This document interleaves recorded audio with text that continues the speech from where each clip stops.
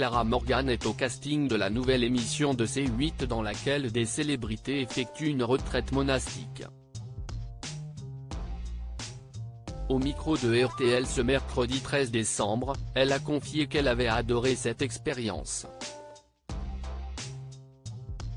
Clara Morgan ne le cache pas, à 42 ans, elle est plus épanouie que jamais. L'artiste est actuellement en tournée dans toute la France avec son spectacle au 7e. Elle a profité de sa promotion pour faire des confidences sur la manière dont sa mère a réagi quand elle lui a annoncé qu'elle souhaitait mener une carrière dans le X ou sur les raisons pour lesquelles elle ne souhaite pas exposer sa fille de 8 ans sur les réseaux sociaux. Invitée de RTL Soir, elle est revenue cette fois sur sa participation à une émission au concept étonnant qui sera prochainement diffusée sur C8.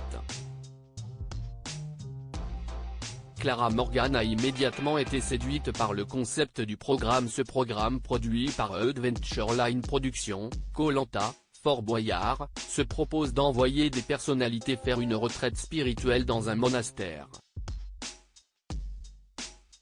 Delphine Vespizer, Fabienne Cara, Plus belle la vie, Paul Elrarat, Les 12 coups de midi, Simon Castaldi, Les princes et les princesses de l'amour, et Jean-Marc Généreux, Danse avec les stars, ont accepté de se prêter au jeu, tout comme Clara Morgan.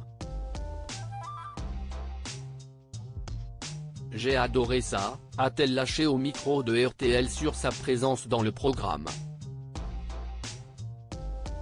Quand on m'a donné le concept, j'ai tout de suite vu le titre, Clara Morgan au monastère. Même moi, j'avais envie d'y aller, même moi je voulais regarder l'émission. J'adore les antinomies, les contradictions. On est tout binaire, on est tout complexe. Si est ça la vie. Si est tester les choses, si est se contraindre. J'ai adoré ça, a-t-elle développé.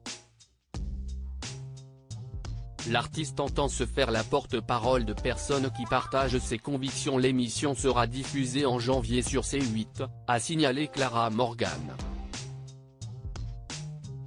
Elle a expliqué ce que cette expérience lui avait apporté.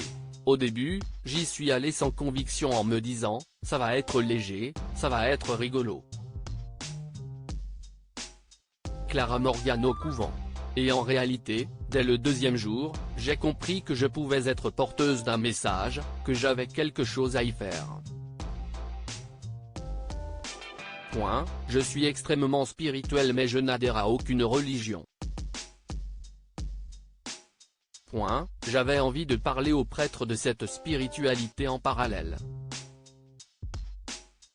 Du coup, je pense qu'il y a plein de gens qui pourront être heureux d'avoir les réponses d'un prêtre par rapport à ces idées qu'ils peuvent partager avec moi, a-t-elle indiqué.